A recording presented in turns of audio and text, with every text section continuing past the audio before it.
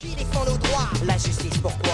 La justice nique sa mère. Le dernier juge que j'ai vu avait plus de vis que le dealer de ma... When you think of a broken character, you might think of BoJack Horseman or a more prominent villain like the Joker. The role is unlikable and they always sabotage themselves to the point where they have no redeeming qualities. That character for me is Vince from La Haine. He's the perfect example of this archetype. He is someone you can't help but hate. And that's why he's such a great character, all because of the end.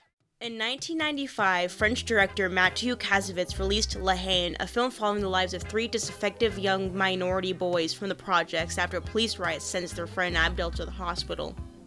Riots such as these were not rare in the projects. Poor French youth always expressed their rage and would riot at every chance they could get. After the riot, there was a lot of tension between the kids in the projects and the police. Still, three kids in the projects, Sade, Vince, and Hubert, were tense like the rest, but they mostly just want Abdel, their comrade, to be okay. La Haine goes about one single day of Sade, Vince, and Hubert. We see their struggles after yesterday's event and the physical and mental damage of it. They are trying to go about their routine in their everyday life, but the riots changed all of that.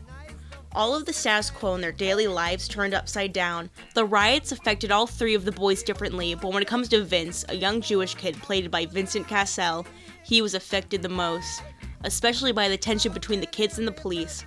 The police were always on their tail, but with the riot prior, everything was much worse than before. Vince is fed up within reason. The first and most notable scene in the movie is Vince looking into the mirror and reciting a quote from 1976's Taxi Driver. He's acting like a tough guy. Vince tries to show off that he's some kind of badass, but in reality, he's just some kid stuck in the projects. He knows that his life will never be out of it. After his speech, he shoots a pretend gun, foreshadowing what's to come for him. Something that makes him just as powerful as the police.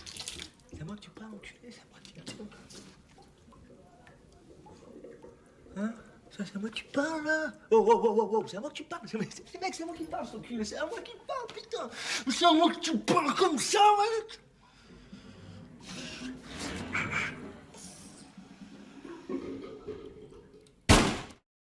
Vince wants a reputation that he does not have. He is obsessed with making a name for himself, especially after the riots. This entire scene sets up Vince's personality, short-circuited and tense, but also a bit phony in nature. Earlier in the day, Sade, Vince, and Hubert were on the rooftop of Hubert's messed up gym ruined by the day prior. There were rumors of one of the guns of the police being lost in the riots. That gun could give whoever finds it a lot of power, which will change them forever, especially in the projects. And what's left of Hubert's gym, the exact spot where we see Vince dream of being in the spotlight at the start of the film? Vince, yes Vince, shows off his new gun. Unlike America, especially in the 1990s, in France, guns are exclusive to the police. Getting your own piece is almost unheard of unless you live in the hood or projects, which is ironic, but that gun meant power.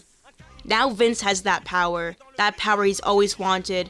Hubert asks about the gun and what Vince plans to do with it. Et alors, qu'est-ce que tu vas en faire? Vas-y, arrête, Qu'est-ce que tu vas en faire? Vas-y, on verra si Abdel meurt. Vas-y, à mon tour, là. Attends, tu veux buter un keuf? Toi, tu connais un autre moyen, toi, pour se faire respecter? Et tu crois qu'aligner un Schmitt, ça va ramener le respect? Le respect, je sais pas, mais en tout cas, ça rétablira la balance. Si t'as besoin d'un calife, t'avais qu'à me le demander. C'est pas pareil, celui-là.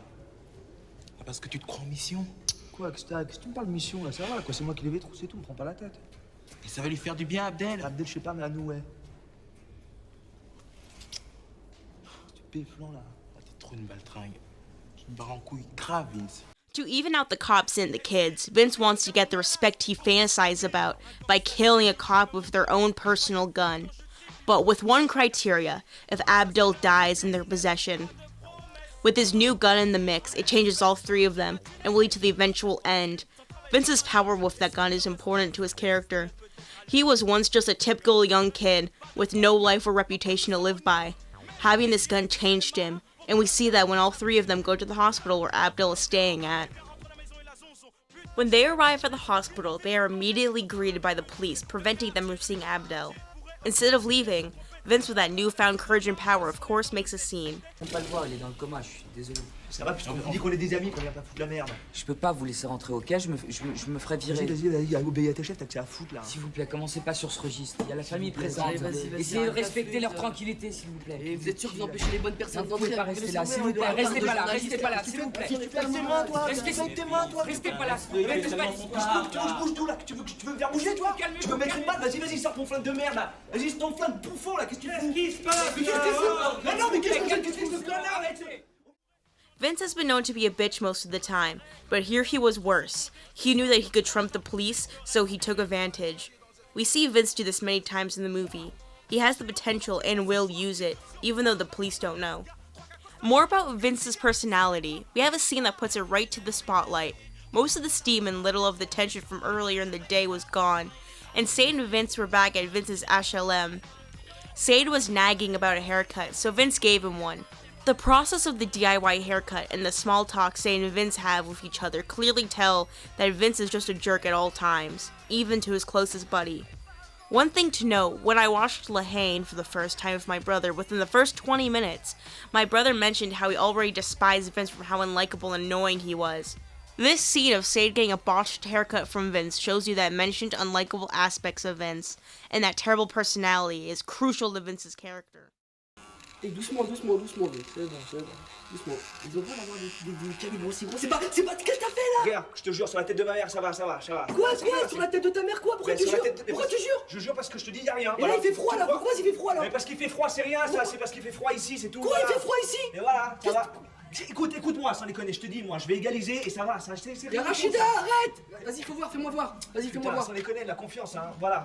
Tu vois? Quoi? T'as rien fait là? Fais voir! Vas-y, tu vois pas, tu t'aimes pas. Mais j'ai rien fait là! Mais fais-moi confiance, moi. Mais quoi? Fais-moi confiance Qu'est-ce quoi? qu'il a? Il est bon le trou. Mais pourquoi il fait pas un trou d'abord? Pourquoi il fait froid là? C'est rien, je te dis. Tu me fais pas confiance. So far in La Haine, Vince keeps repeating the same sentiment since he's got his gun. He has a grand plan to even out the two sides of the projects, from the pigs to the kids. If Abdel dies, he will shoot a cop for justice. He'll get the street reputation that he so desperately needs. While the three are in the bathroom, Vince gives a monologue about his decisions for the future. He's had the same hard-headed mantra all day, showing us that he is very stubborn. Vince is passionate about this plan. He keeps repeating it, and it seems like the only thing on his mind the whole day. He needs to use the gun somehow. In this scene, he's being mocked by Sade and Hubert. Vas-y, gaulerie, non mais quoi tu... Moi j'en ai plein de cul de subir ce putain de système tous les jours comme un connard. On est là, on vit dans des trous à rats comme des merdes et quoi? Qu'est-ce que tu fais quelque chose toi pour changer quelque chose? Tu bouges pas ton cul toi non plus. Alors moi je vais vous dire un truc parce que vous êtes mes amis, ok? Tu sais quoi? Moi si Abdel il passe, je vais rétablir la balance et je te shooter un keuf. Comme ça il va bien comprendre une bonne fois pour toutes que c'est fini, on t'entend plus l'autre jour. They are not at the same level of passion as Vince. His deep hatred for the cops is becoming a deep passion for killing one, for a friend that the cops could potentially kill themselves. It's revenge and justice. Vince thinks he's doing the right thing in his mind. This shows him being a good person, the best person he could possibly be at the moment, or what he thinks he could be. Sade dragged Vince and Hubert to another town to get some owned money.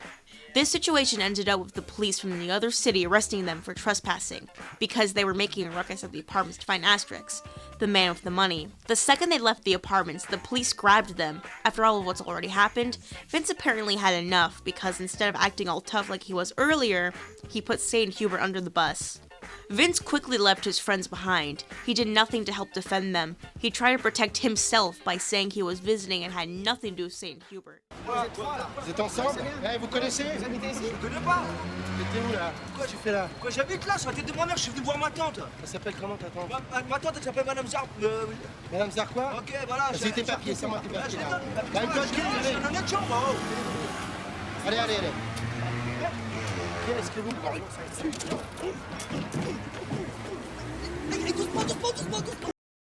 This tells us that Vince is very shallow and only thinks for himself.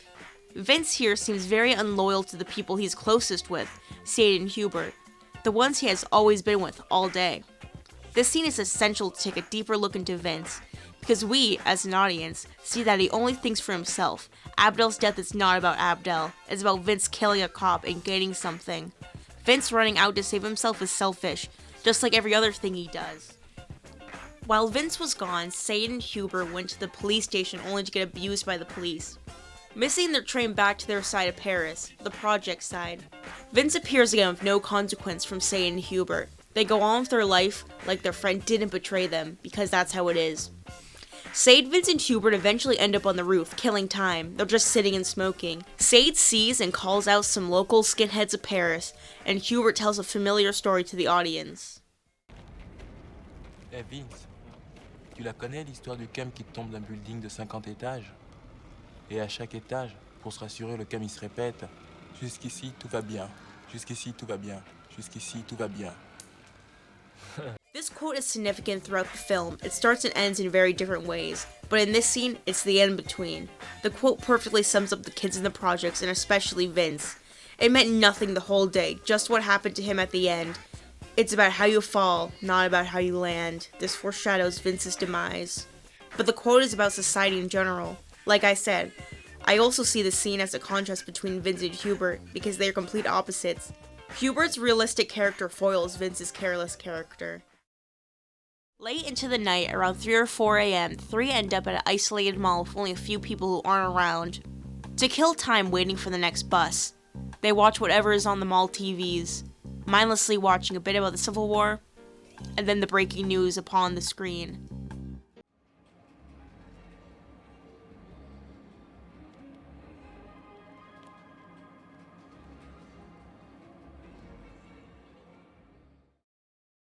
Abdel dies. Yes, in the hospital from the riots by the police. This was the breaking point. Abdel's life was the decision maker for Vince's future. Vince being so passionate about Abdel is the only time we see him being a good friend, even if it's more about Vince than Abdel. But now that friend is dead in the rafts of the police. It's 4:27 and Vince is gone.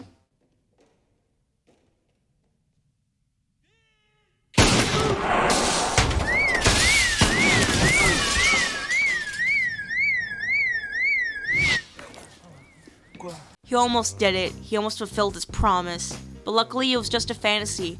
A dirty dream that he's had the entire day throughout the film. But business is not finished. Abdel is still dead. They still lost a friend, and someone will have to pay for another death in the projects, a common tragedy caused by the police. Living in the projects, shit like this never ends. And Sade, Vince, and Hubert live in that mess. It's life. It's what's normal for them. The police are always down their throat. Abdel is dead. Anything could happen now. With Vince's rampant black and white thinking, he knows his direction for the rest of the night. After the adrenaline of his fantasies, the boys leave the vacant mall and go back outside, where they encounter the same skinheads that Sade yelled at from the rooftop. These are right-wing Nazi skinheads, not working-class punk skinheads. They're pissed off at Sade for saying Nick Le Pen to them. The two groups naturally start fighting, but like earlier in the film, with the police chasing them, Vince pulls out the almighty gun. Abdel is dead. There's nothing to lose for them. This is the revenge, as Hubert says. The only good skinhead is a dead one. This is Vince's time to gain fame and show what he can do with the power he has had all day. This is his opportunity to get even with society, but... Shoot-le. Vas-y, tire, tu nous as fait chier toute la journée. Vas-y, tire maintenant, putain. C'est toi qui as le calibre, non? Tiens, regarde. Arrête.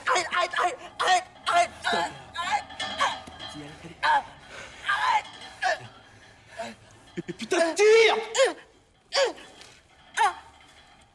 Vas-y, tire. Nique-lui sa mère. Tire. Tire, putain! Abdel est mort maintenant. Tu peux le venger. Venge Abdel! Venge-le. Vas-y, tire!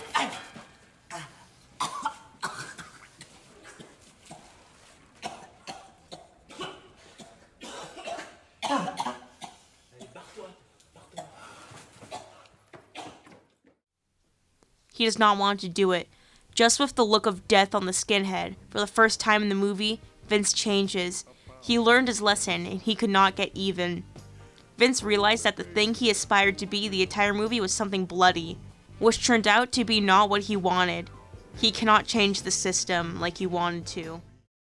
Vince and the others finally get trained back home after the impactful experience with the skinhead. Vince changes throughout the whole film just right at the end. He reverses himself, and it took almost another person's life to do so. Now they're home at 6 a.m. They have a sense of normality after all that happened, but as it goes in the projects, the police come by. The police don't know what the three boys have just gone through, they just know that they want to mess with them for all the havoc from yesterday. Sans tes copains, tu flippes ta mère. Hein. Là, tu fais moi, hein. Qu'est-ce que tu fais là? Regardez là. Regarde.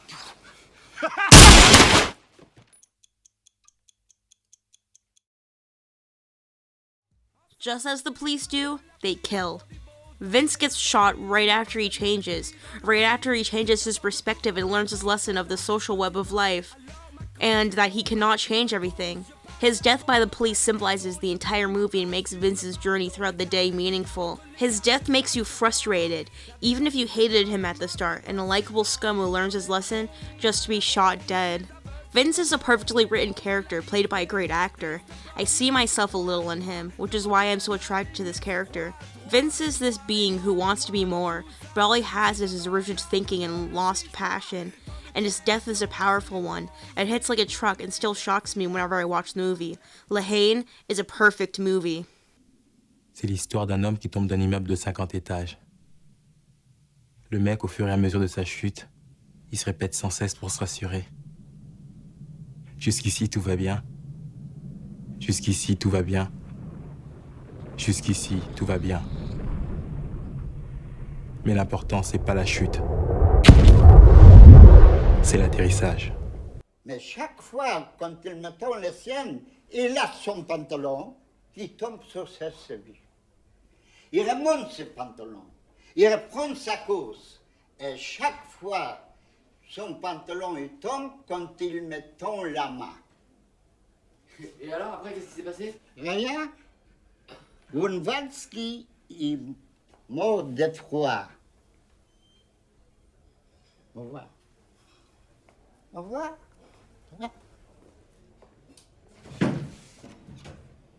Pourquoi il nous a raconté ça?